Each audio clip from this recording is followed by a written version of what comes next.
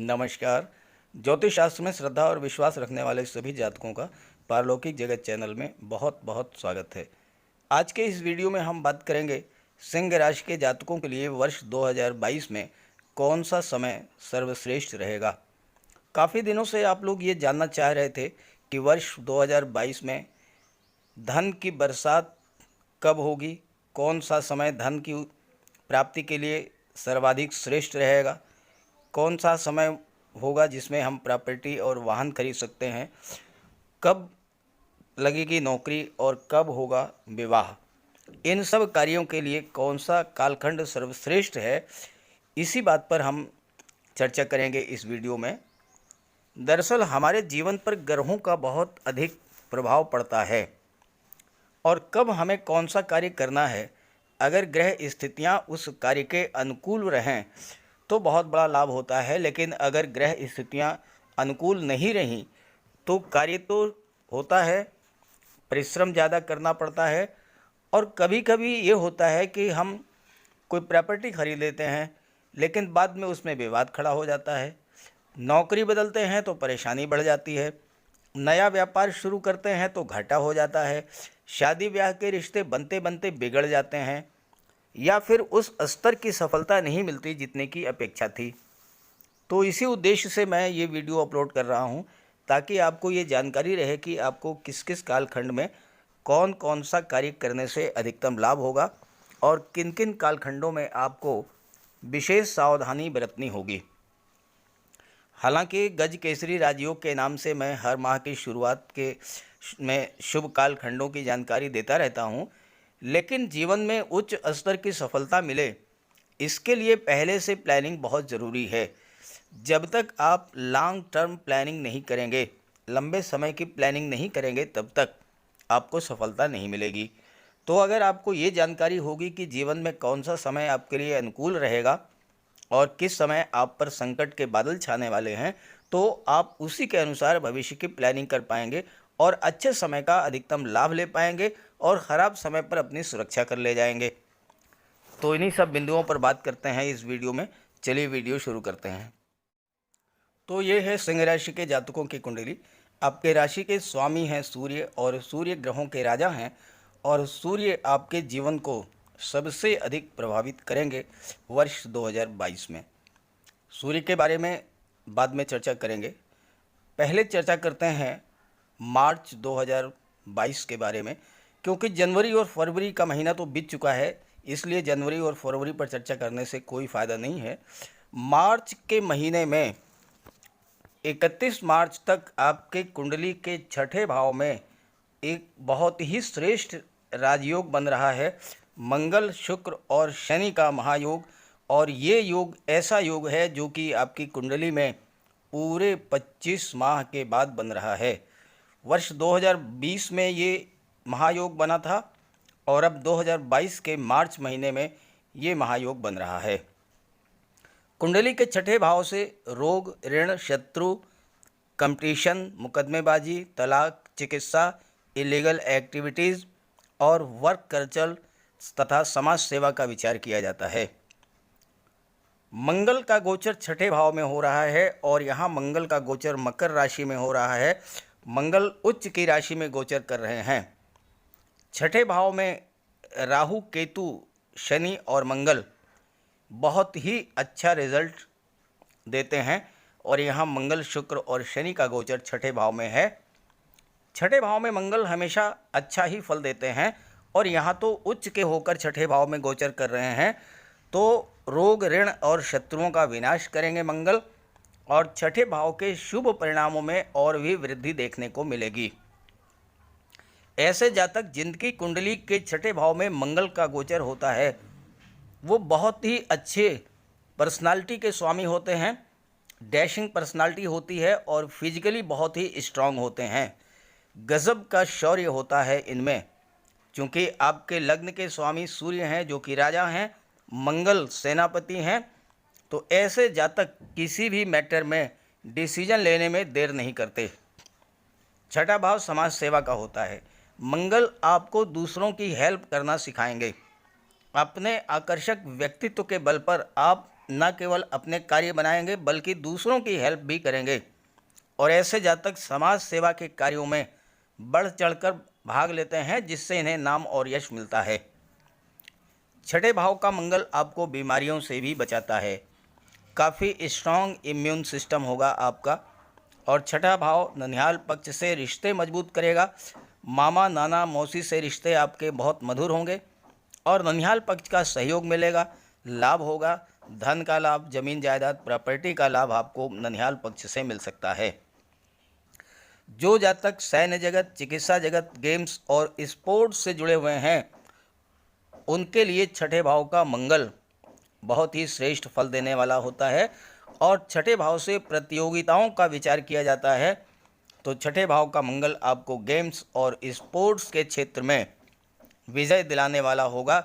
Games और sports के क्षेत्र में आप विदेशों में भी नाम कमाएंगे, क्योंकि मंगल की दृष्टि विदेश भाव पर पड़ेगी।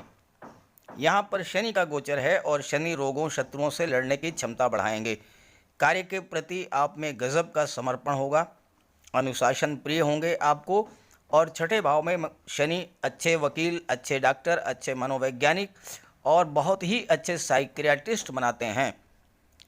छठा भाव सेवा का भाव होता है, तो छठे भाव में शनि आपको अच्छे सोशल वर्कर बनाएंगे और बाद में राजनीति के क्षेत्र में आपको उच्च स्तर की सफलता दिला देंगे। शनि आपको स्वतंत्र विचारधारा वाले, लंबे समय तक मेहनत करने की क्षमता रखने वाला बनाएगा। और ऐसे में कभी कभी घर परिवार को भी आप समय नहीं दे पाएंगे, जिससे तनाव बढ़ेगा। तो सामंजस्य बना करके चलें। विवाह के बाद धन की भी प्राप्ति होती है और ऐसे जातकों को विवाह के बाद सफलता मिलती है। यहाँ पर शुक्र आपको क्रिएटिव बनाएंगे, कल्पनाशील बनाएंगे। संगीत, नृत्य, लेखन, कविता, अभिनय, नाटक, ड्राइंग, पेंटिंग, इन सब क्षेत्रों में आपकी रुचि होगी और न केवल देश में बल्कि आप विदेश में भी इन क्षेत्रों में ख्याति और धन अर्जित करेंगे, क्योंकि शुक्र की दृष्टि भी विदेश भाव पर पड़ रही है और विदेश भाव में शुक्र अति विशिष्ट कारक होंगे। तो फिल्म या टीवी सीरियल्स के माध्यम से भी आपको धन मिल सकता है और ट्रांसपोर्ट और टूरिज़्म के क्षेत्र से भी आपको धन की प्राप्ति होगी। शुक्र के प्रभाव से आपकी वाणी और व्यवहार इतना मधुर होगा कि शत्रु स्वयं आपके वश में हो जाएंगे। और छठे भाव में शुक्र महिलाओं के सहायता से जीवन में सफलता दिलाते हैं। आपकी पत्नी आपकी भाग्योन्नति में सहायक होंगी और परिवार परिस्थितियों को अपने पक्ष में हैंडल करने की अद्भुत कला होगी आपके भीतर। अब यहाँ पर मार्च के महीने में मंगल, शुक्र और शनि की युति बनेगी, महायोग बनेगा। अब आइए अप्रैल के बारे में बात करते हैं। अप्रैल का महीना आपके जीवन में बहुत बड़ा सकारात्मक परिवर्तन लेकर के आने वाला है, क्योंकि 4 बड़े ग्रह राशि परिवर्तन करेंगे। शनिदेव 29 अप्रैल को कुंडली के सप्तम भाव में गोचर करेंगे। देवगुरु राशि परिवर्तन करेंगे और मीन राशि में गोचर करेंगे। राहु 12 अप्रैल को राशि परिवर्तन करके मेष राशि में और केतु 12 अप्रैल को ही राशि परिवर्तन करके तुला राशि में गोचर करेंगे। पहले बात करते हैं शनि के बारे में। शनि का गोचर 29 अप्रैल से और 12 जुलाई तक आपके कुंडली के सप्तम भाव में रहेगा। 29 अप्रैल से 12 जुलाई शनि सप्तम भाव में दिग्बली होते हैं। सप्तम भाव तुला राशि का घर होता है और शनि तुला राशि में उच्च के होते हैं और यही वजह है कि शनि सप्तम भाव में दिग्बली होते हैं। तुला राशि क्या है? तुला राशि है संतुलन, तुला राशि है न्याय, तुला राशि है व्यापार और शनि न्याय के देवता हैं, धन के कारक हैं, कानून और न्याय व्यवस्था के कारक हैं और तुला राशि के स्वामी हैं शुक्र और शुक्र धन, वैभव और ऐश्वर्य के कारक हैं। 29 अप्रैल को शनि का गोचर होगा और 31 मार्च को शुक्र का भी गोचर सप्तम भाव में रहेगा। शुक्र और शनि बहुत ही गहरे मित्र हैं और शनि का शुक्र की राशि में दिग्बली होना आपके जीवन में धन, वैभव, ऐश्वर्य और सुखों की वृद्धि करेगा। शनि आपके परिश्रम की क्षमता बढ़ाएंगे, तर्क शक्ति, दूरदृष्टि को बढ़ा देंगे। व्यापार के क्षेत्र में एक दो नहीं कई वर्षों की लॉन्ग टर्म प्लानिंग के साथ आप कार्य शुरू करेंगे और व्यापार को बहुत ऊंचाइयों पर ले जाएंगे। दुनिया के बड़े बड़े industrialist, business tycoon, petrol company के मालिक, हैवी व्हीकल्स बनाने वाली companies, steel companies, two wheeler या फोर व्हीलर बनाने वाली कंपनीज के ऑनर, बड़ी बड़ी फार्मा कंपनीज के मालिक, ये सब दिग्बली शनि की देन होते हैं। दिग्बली शनि ज़ीरो से हीरो बना देंगे। ज़ीरो लेवल से शुरू करके आप टॉप क्लास बिजनेसमैन बनेंगे। और शनि चूंकि दशम भाव और एकादश भाव के कारक होते हैं, यानी कर्म भाव और लाभ भाव के कारक होते हैं, तो पहले आपसे परिश्रम कराएंगे और फिर लाभ देंगे, और लाभ भी पूरा छप्पर फाड़ के, क्योंकि शनि लाभ भाव के कारक होते हैं। ज्योतिष शास्त्र के अनुसार दिग्बली शनि का जातक सैकड़ों हजारों लोगों को भोजन देने वाला होता है, अर्थात व्यापार इस लेवल का होगा कि जिसमें आप सैकड़ों लोगों को रोजगार दे सकेंगे।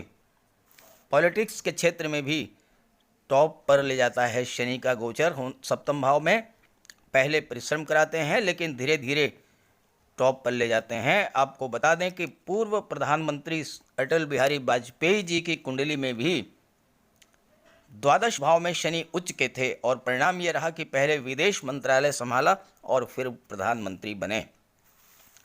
अब आइए देवगुरु के बारे में बात कर लेते हैं। 13 अप्रैल को देवगुरु राशि परिवर्तन करके आपकी कुंडली के अष्टम भाव में गोचर करेंगे, मीन राशि में, और मीन राशि देवगुरु की स्वराशि है, तो यहाँ पर देवगुरु अत्यंत बलवान होंगे। अष्टम भाव आयु का होता है, मृत्यु का होता है, आकस्मिक दुर्घटनाओं का होता है, साथ ही साथ ज्योतिष, गुप्त विद्याओं का, रहस्यमयी विद्याओं का, अकल्ट साइंस का, रिसर्च का, अनुसंधान का भी होता है। अष्टम भाव में देवगुरु आपको दीर्घायु बनाएंगे। अष्टम भाव के कारक होते हैं शनिदेव, और शनिदेव सप्तम भाव में गोचर कर रहे हैं। शनि और देवगुरु में तात्कालिक मैत्री है, तो आपकी आयु में वृद्धि करेंगे और दुर्घटनाओं से आपको बचाएंगे। अष्टमस्थ देवगुरु आपको दैवी सपोर्ट दिलाने वाले होंगे। कितनी भी कठिन परिस्थिति हो, लेकिन देवगुरु आपको बाहर निकालेंगे। और ये स्थिति 31 दिसंबर तक रहेगी, क्योंकि देवगुरु 13 अप्रैल के बाद से लगातार अष्टम भाव में ही गोचर करेंगे। तो आपकी पिछली परेशानियां दूर होंगी, खास करके धन संबंधी परेशानियां बिल्कुल दूर हो जाएंगी, क्योंकि देवगुरु की दृष्टि धन भाव पर पड़ रही है, और धन भाव के स्वामी हैं बुध, तो धन भी आएगा और धन का संचय भी होगा। देवगुरु ज्ञान, धन और बुद्धि विवेक के कारक होते हैं। ज्योतिष, रिसर्च, अनुसंधान, पराविज्ञान और अध्यात्म के क्षेत्र में नई नई उपलब्धियां हासिल करेंगे। तीर्थ यात्राओं की आपकी इच्छा पूरी होगी। आपका मन शांत और स्थिर रहेगा। किसी वसीयत या पैतृक संपत्ति से धन का लाभ होगा। हालांकि आपकी भाग्योन्नति विदेश यानी घर से बाहर जाकर के होगी, क्योंकि देवगुरु की पंचम दृष्टि जो है वो विदेश भाव पर पड़ेगी, और ससुराल पक्ष से भी आपको धन का लाभ होगा। पारिवारिक जनों का पूर्ण सहयोग और स्नेह आपको प्राप्त होगा। आइए बात कर लेते हैं राहु और केतु के बारे में। राहु का गोचर 12 अप्रैल को आपके कुंडली के नवम भाव में होगा, और राहु 12 अप्रैल से पूरे वर्ष भाग्य भाव में ही गोचर करेंगे। नवम भाव से भाग्य, धर्म, अध्यात्म, गुरु, लंबी यात्राएं, तीर्थ यात्राएं, उच्च शिक्षा का विचार किया जाता है। और राहु का गोचर अगर शुभ भाव में हो, और भाग्य भाव से शुभ भाव तो कोई हो ही नहीं सकता, तो भाग्य का आपको सपोर्ट तो दिलाएंगे ही, साथ साथ आपको अद्भुत बौद्धिक क्षमता भी प्रदान करेंगे। नवम भाव उच्च शिक्षा का होता है। आप management, IT sector, MBA, MCA, BEd या किसी अन्य स्ट्रीम में उच्च शिक्षा प्राप्त करना चाहते हैं, तो राहु आपको सपोर्ट करेंगे। नवम भाव में राहु बुध के गुणों में भी वृद्धि करते हैं, और ख़ास करके कन्या राशि और मिथुन राशि के जातक शिक्षा के क्षेत्र में, लेखन के क्षेत्र में, बैंकिंग, फाइनेंस सेक्टर में बहुत अच्छी उन्नति करते हैं। नवम भाव में राहु धर्म कर्म में आपकी रुचि बढ़ा देंगे। यात्रा, देशाटन और देवदर्शन के लिए भी आप जा सकते हैं। हालांकि राहु आकस्मिकता के कारक हैं, तो ऑल ऑफ सडन अचानक से भाग्यवश कोई ऐसा लाभ आपको जरूर प्राप्त होगा जिसकी आप कल्पना नहीं कर सकते थे। अचानक से धन का लाभ हो जाएगा। अचानक से उच्च शिक्षा के क्षेत्र में आपको सफलता मिलेगी। अचानक से आपको नौकरी मिल जाएगी। अचानक से आपका व्यापार चमक उठेगा। शादी ब्याह के रिश्ते जो बन नहीं रहे थे, अचानक से वो बन जाएंगे। संपत्ति खरीद लेंगे आप, जमीन जायदाद प्रॉपर्टी खरीद लेंगे, और ये सब भाग्य के सपोर्ट से होगा। और साथ ही साथ राहु चूंकि एक्सट्रीम को शो करते हैं, तो प्रचुर मात्रा में, बहुत अधिक मात्रा में आप जो कुछ भी प्राप्त करेंगे वो बहुत ज़्यादा मात्रा में होगा। मकान बनवाना चाहते हैं, बहुत बड़ा मकान बनवाएंगे। वाहन खरीदना चाहते हैं, सर्वश्रेष्ठ मॉडल आप खरीदेंगे। ऐसे ही नौकरी की तलाश की तो बहुत अच्छी नौकरी आपको मिलेगी। व्यापार आपका बहुत ऊंचे स्तर का होगा। ये कार्य करते हैं राहु। हालांकि राहु का स्वाभाविक तौर पे जो स्वभाव है वो है परेशान करना। तो आप अगर राहु का उपाय करते रहेंगे तो पूरे वर्ष राहु का सपोर्ट आपको मिलेगा। और बहुत आसान उपाय है, मोरपंख ला करके रख लीजिए घर में, bedroom, drawing room, study room में और अपने कार्यस्थल पर। साथ ही साथ अपने बैग में हमेशा एक सुरमे की डिबिया रखें, काले सुरमे की डिबिया। ये सब उपाय करते रहेंगे तो राहु का कोई अशुभ प्रभाव आप पर नहीं पड़ेगा। बात करते हैं केतु के बारे में, जो कि पराक्रम भाव में गोचर करेंगे। केतु का गोचर 12 अप्रैल को पराक्रम भाव में होगा, तुला राशि में। कुंडली का जो तीसरा भाव है वो छोटे भाई बहनों का, पराक्रम का, छोटी यात्राओं का, कम्युनिकेशन स्किल का, बाहुबल, इन सब का होता है। और तीसरे भाव के स्वामी हैं शुक्र। तो केतु भी शुक्र जैसा प्रभाव देंगे और शुक्र के प्रभाव में कई गुना वृद्धि करेंगे। आपके अंदर कला के क्षेत्र में रुचि होगी, कार्यों में परफेक्शन लाएंगे और कला के क्षेत्र में बहुत आगे जाएंगे। और ऐसे जातकों का स्वभाव होता है कि वो मुंह से ज़्यादा नहीं बोलते हैं, बिल्कुल खामोशी से अपना कार्य करते हैं, दूसरों की बातों को सुनते हैं और इस वजह से उच्च स्तर की सफलता अर्जित करते हैं। थर्ड हाउस में केतु आपको मनी मैनेजमेंट के क्षेत्र में बहुत पारंगत बना देंगे। पैसे को कहाँ और कैसे खर्च करना है ये काफ़ी सोचते हैं, तब पैसा खर्च ये करते हैं। परिणाम ये होता है कि पैसा सही कार्यों पर खर्च होता है, उसका लाभ मिलता है। साथ ही साथ ऐसे जातक पैसा बचाने में भी चतुर होते हैं, जिसका परिणाम ये है कि वो धनवान भी होते हैं। ऐसे लोग अपने धन का सदुपयोग करके मनी मैनेजमेंट तो करते ही हैं, साथ साथ बड़ी बड़ी कंपनीज में मनी मैनेजमेंट का कार्य भी देखते हैं। शेयर मार्केट के क्षेत्र में ये लोग बहुत अधिक सफल होते हैं, क्योंकि ये जानते हैं कि कब और कहाँ पर पैसा लगाने से ज़्यादा लाभ मिलेगा। दूसरों की हेल्प करते हैं, दूसरों की समस्या दूर करते हैं। भाई बहनों और ससुराल पक्ष से संबंध बहुत अच्छे तो नहीं होंगे, लेकिन चूंकि शुक्र हैं आपके राशि पराक्रम भाव के स्वामी, इसलिए स्थितियों को संभाल लेंगे। अब आइए बात करते हैं सर्वश्रेष्ठ कालखंडों के बारे में। और सबसे पहले बात करते हैं कि कौन सा कालखंड धन कमाने की दृष्टि से सर्वश्रेष्ठ रहेगा। तो पहले बात करते हैं धन के बारे में। अब आप कलम और कागज़ उठा लीजिए और डेट्स नोट करते जाइए। ज्योतिष शास्त्र में धन का कारक देवगुरु और शुक्र को माना गया है। हालांकि अलग अलग परिस्थितियों में मंगल, राहु, केतु और शनि ये भी बहुत अधिक मात्रा में धन उपलब्ध कराते हैं।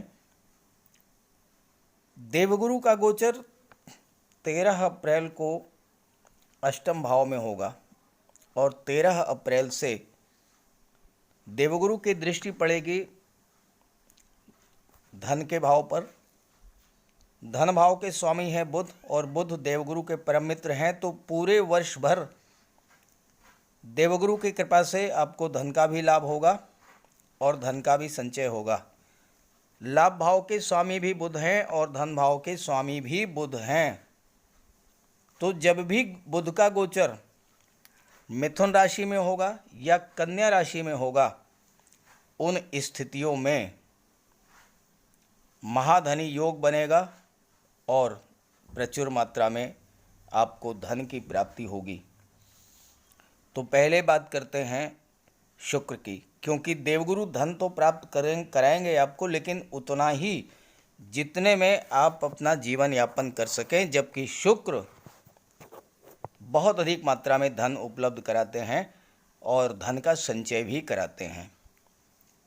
तो शुक्र की बात करें तो 31 मार्च तक तो मकर राशि में गोचर कर रहे हैं और शुक्र की दृष्टि पड़ेगी विदेश भाव पर, तो यहाँ पर आपको विदेश से धन प्राप्त होगा। 31 मार्च को शुक्र राशि परिवर्तन करेंगे और 31 मार्च से 27/4 तक शुक्र का गोचर कुंभ राशि में होगा। सप्तम भाव में गोचर करेंगे वी अर्थात वेनस या शुक्र, और शुक्र शनि की राशि में गोचर कर रहे हैं। शुक्र शनि के परम मित्र हैं। सप्तम भाव से आपको बहुत अधिक धन का लाभ कराएंगे। परिवार में सुख शांति सौहार्द भी बनेगा और साथ ही साथ आप अपने परिवार के लिए सुख सुविधा के साधन भी इस गोचर में क्रय करेंगे।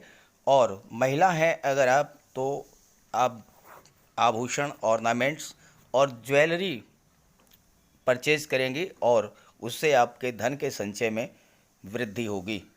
इसके बाद दूसरी डेट आप नोट कीजिए,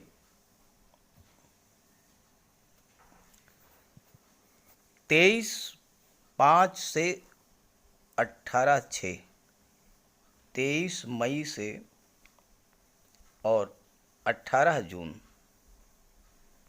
शुक्र का गोचर मेष राशि में होगा, आपकी कुंडली के भाग्य भाव में। यहाँ राहु भी हैं और राहु शुक्र के प्रभाव को कई गुना बढ़ा देंगे, तो भाग्य के सपोर्ट से आपको बहुत अधिक धन की प्राप्ति होगी। और 18/6 से 13/7 तक शुक्र का गोचर आपकी कुंडली के द्वितीय भाव में होगा, वृषभ राशि में, और केंद्र के भाव में शुक्र गोचर करेंगे। तो यहाँ पर शुक्र स्वराशि में है, केंद्र के भाव में हैं,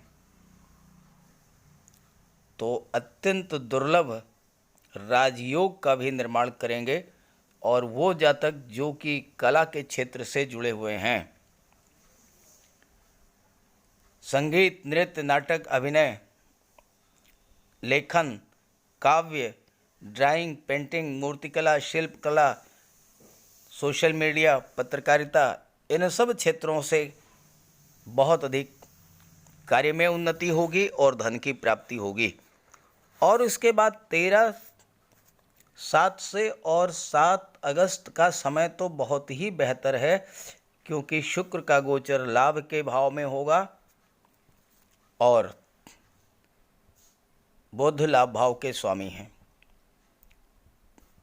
तो यहाँ पर शुक्र आपको हर तरह का लाभ कराएंगे। और 31/8 के बाद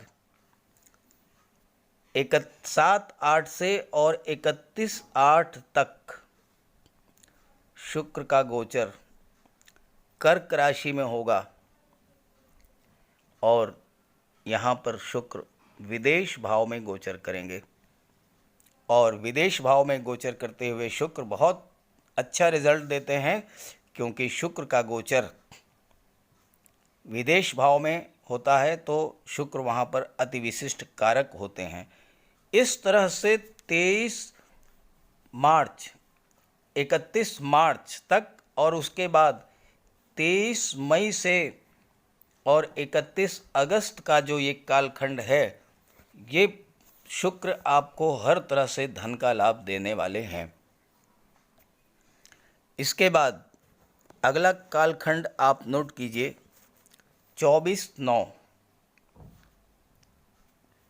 24 सितंबर से 11 नवंबर, 24/9 से और 18/10 इस कालखंड में शुक्र का गोचर धन के भाव में होगा, कन्या राशि में, बुध की राशि में। और यहाँ पर शुक्र आपको धन का संचय कराएंगे, आपका निवेश बढ़ाएंगे, प्रॉपर्टी में, शेयर में, गोल्ड में, ऑर्नामेंट्स में आपका निवेश बढ़ेगा। जहाँ तक केतु की बात करें, केतु पूरे वर्ष भर 12 अप्रैल से केतु की नवम दृष्टि लाभ के भाव पर रहेगी। केतु आकस्मिकता के कारक हैं, आकस्मिक रूप से धन का लाभ आपको करा देंगे। कहीं ना कहीं से आप नोट कर लीजिए, 12 अप्रैल से और 31 दिसंबर के बीच में आपको कहीं ना कहीं से अचानक से बहुत बड़ा धन लाभ केतु कराएंगे। मैंने बात की थी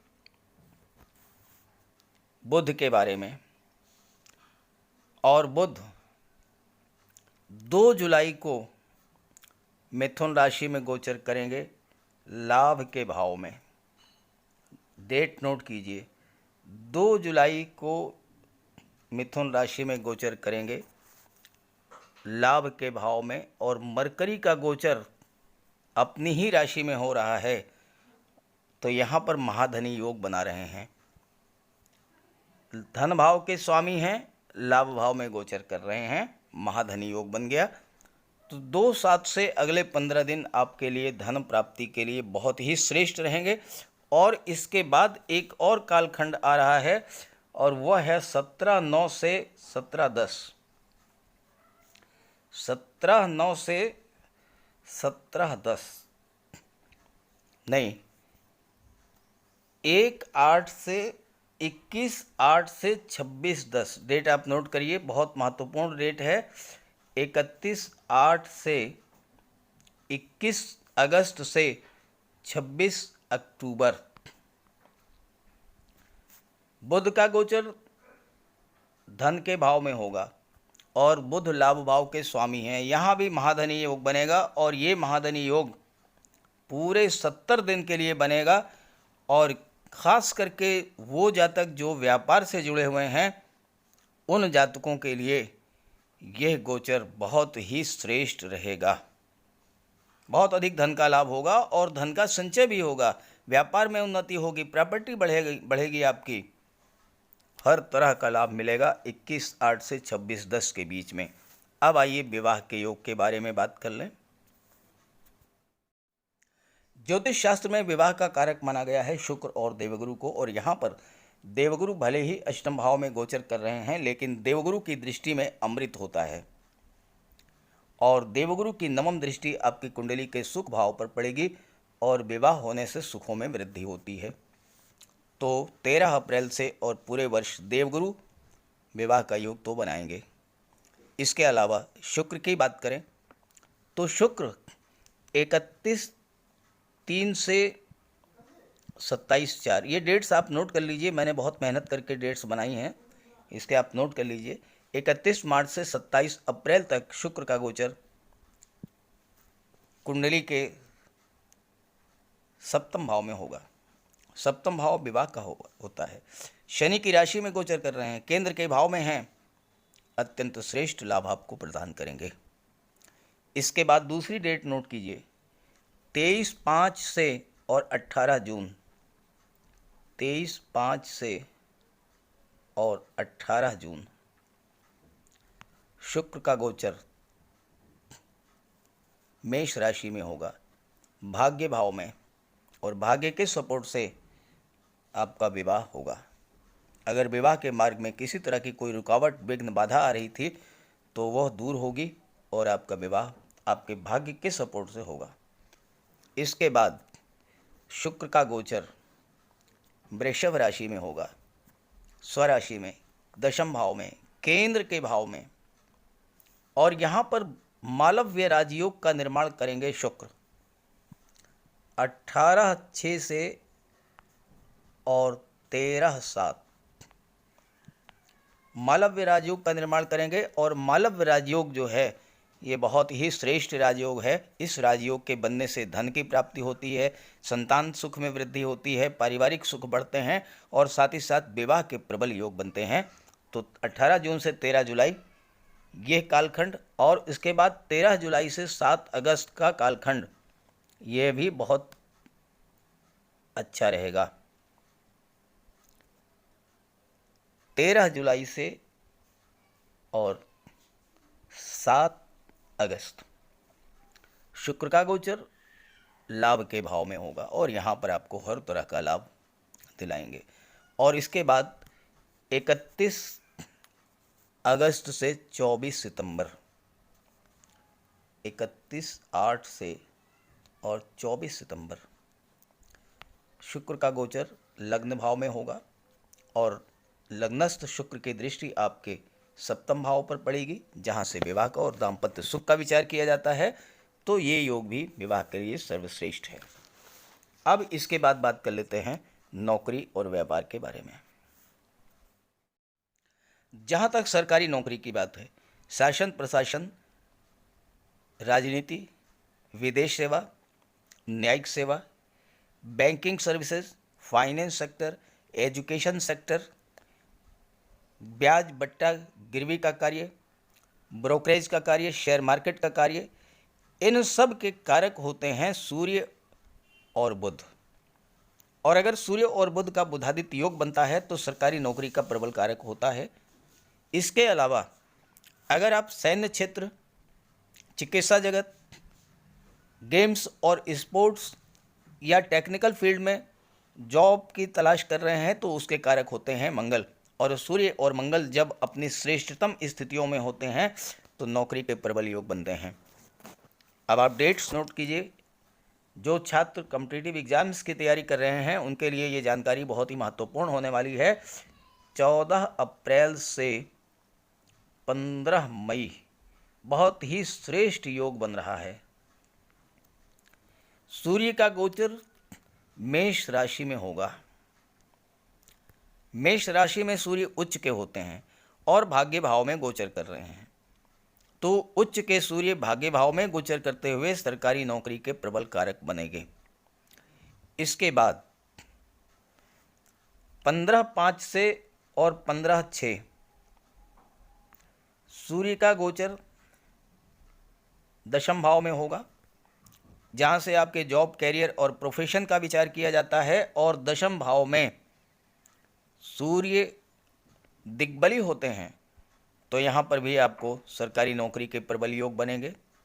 साथ ही साथ 15/6 से 16/7 का जो कालखंड है ये भी बहुत श्रेष्ठ है, क्योंकि सूर्य का गोचर लाभ के भाव में होगा और यहाँ पर सूर्य के साथ बुध भी 2 जुलाई को गोचर करेंगे और बुध स्वराशि में होंगे। तो यहाँ भी आपको बहुत श्रेष्ठ लाभ प्राप्त होगा, नौकरी के प्रबल योग बनते हैं। तो इस तरह से 14/4 से लेकर के और 16 जुलाई तक सरकारी नौकरी के प्रबल योग बन रहे हैं। इसके बाद अगली डेट आप नोट कीजिए, 17 अगस्त से और 17 सितंबर सूर्य का गोचर आपके लग्न भाव में होगा, अपनी ही राशि में होगा, केंद्र के भाव में होगा। नौकरी का प्रबल योग, सर्वोत्तम योग बनेगा। और इसके बाद 17/9 से 17/10 तक सूर्य का गोचर कन्या राशि में होगा, धन के भाव में। यहाँ पर बुध का भी गोचर होगा, मरकरी भी 21 अगस्त को कन्या राशि में गोचर कर जाएंगे, 26/10 तक रहेंगे। और यहाँ पर बुधादित्य राजयोग बनेगा। 17/9 से 17/10 तक का टाइम पीरियड सरकारी नौकरी से के लिए बहुत ही श्रेष्ठ है। अब हम अगर बात करें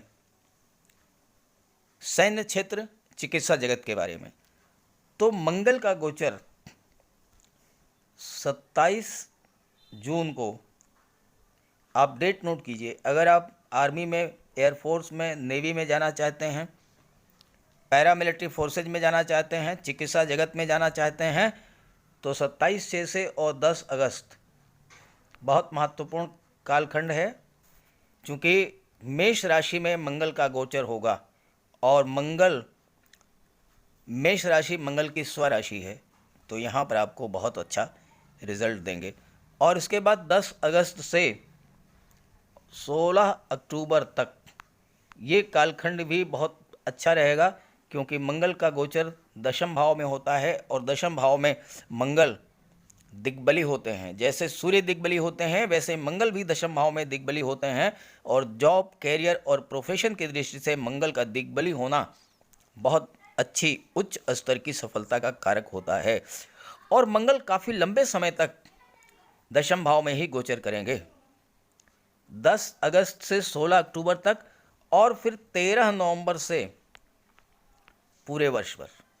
मंगल वृषभ राशि में गोचर करते हुए राशि परिवर्तन करके मिथुन राशि में जाएंगे, वहाँ से फिर वापस आएंगे वृषभ राशि में 13 नवंबर को, और 13 नवंबर से पूरे वर्ष भर बहुत श्रेष्ठ योग बनेगा।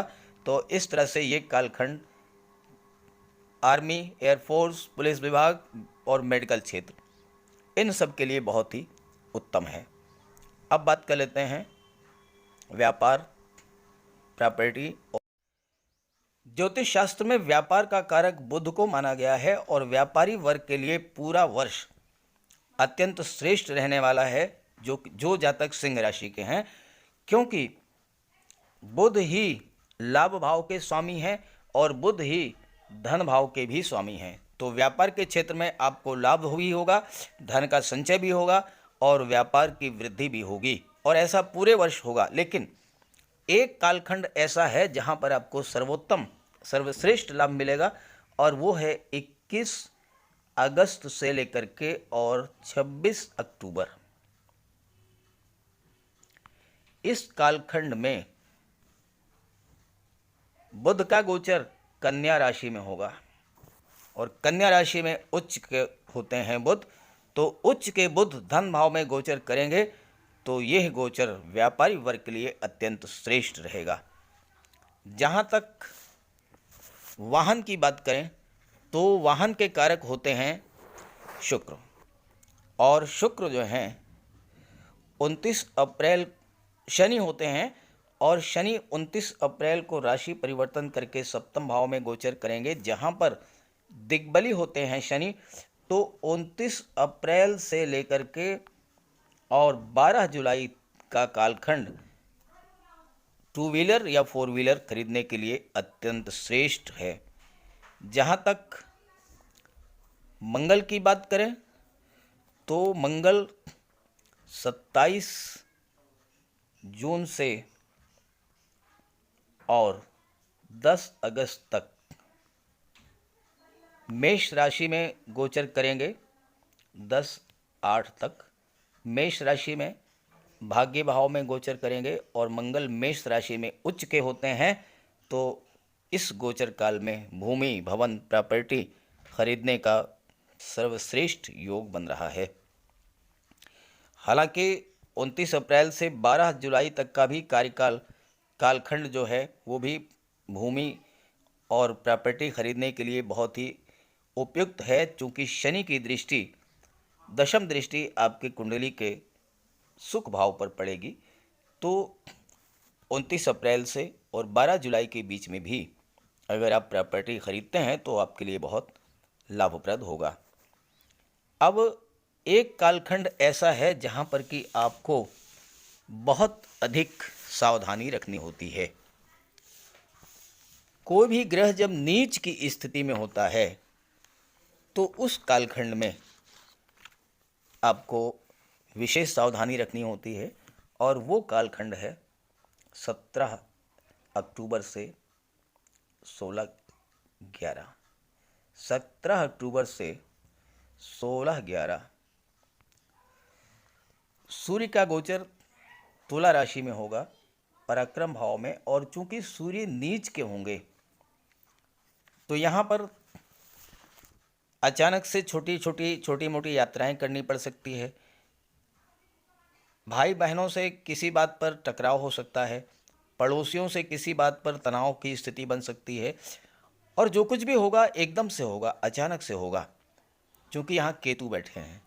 तो ऐसी स्थिति में आपको सूर्य का उपाय करना पड़ेगा। सूर्य का उपाय करेंगे तो आपको कोई अशुभ फल प्राप्त नहीं होगा। और उसके लिए आप सूर्य की उपासना कीजिए, सूर्य की आराधना कीजिए, सूर्यदेव को अर्घ दीजिए। प्रातःकाल तांबे के लोटे में जल, अक्षत, लाल पुष्प, रोली, चंदन डाल करके सूर्य को अर्घ देंगे तो आपको लाभ होगा। आदित्य हृदय स्तोत्र का पाठ कीजिए, गायत्री मंत्र का पाठ कीजिए, पिता का सम्मान कीजिए, पिता की सेवा कीजिए, उनका आशीर्वाद लीजिए। ये सब आप करेंगे तो सूर्य का कोई अशुभ प्रभाव आप पर नहीं पड़ेगा। तो सभी ग्रहों की कृपा दृष्टि आप पर बनी रहे, इसी भावना के साथ आप सभी का बहुत बहुत धन्यवाद। नमस्कार।